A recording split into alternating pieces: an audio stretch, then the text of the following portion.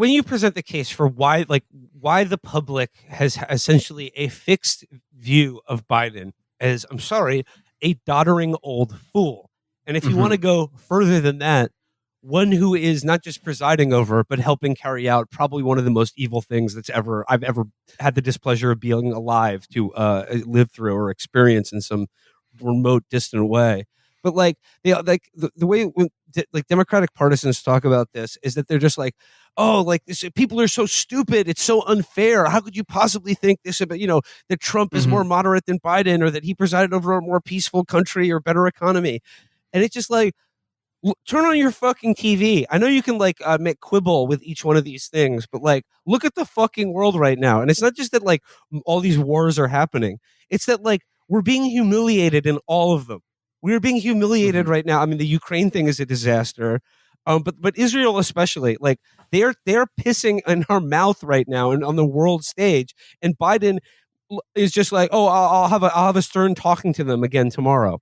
I mean, even if you're not like especially motivated by the morality of this issue, just as like the stewardship of state, of the American state and our military, how can you expect the average person to look at what Biden's doing right now and be like, okay, we love it, more please? Yeah, and that's the thing that like people try to make this a question of the economy. Like, oh, people are just distracted by TikTok. They don't realize all the good that Biden's done.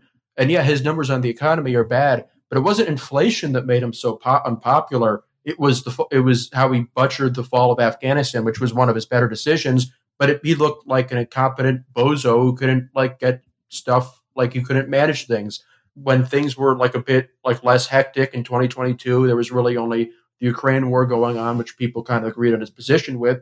His numbers went up, and he was at the start of 2023. He actually had a lot of momentum, but he totally crashed and burned, and has fallen to record low approval, like worst numbers of his entire presidency, as the international situation has deteriorated over the past number of months.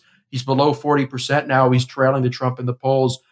And if Trump went on like a new Trump kind of thing, where I think that he has benefited a lot from siphoning himself off in his own social media app where people don't see him. He's kept himself out of sight, out of mind, and that he obviously is very easy to go after. Like, he's not like a formidable candidate, but if the Biden people keep on talking themselves into a circle and just acting like we're entitled to people believing that we're good, this is an obvious choice, like they're going to give a huge opening for him to present himself in a way that actually is compelling to people, which he never has been able to. He's always been very unpopular. Is there any? I mean, I know like one of your other big losers in all this is Kamala Harris, but like, is there any chance that like he does the thing that basically he said he was going to do when he was elected, is just be like the one-term caretaker president, get rid, we stop Trump, but I'm going to hand it off to like someone younger and like who can, or just like, I've done my job.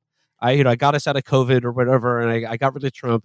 Is there any chance that they just get him to the convention and then he bows out and they give it to like, I don't know, Michelle Obama or Hillary or something? No, there doesn't seem to be any indication of that. He seems really committed to doing this, which like it sucks because you have to actually kind of consider his own personal psychology here, which again is very humiliating. Like, I don't like having to think about the inside of this guy who was elected during the Nixon administration any more than I like ever should.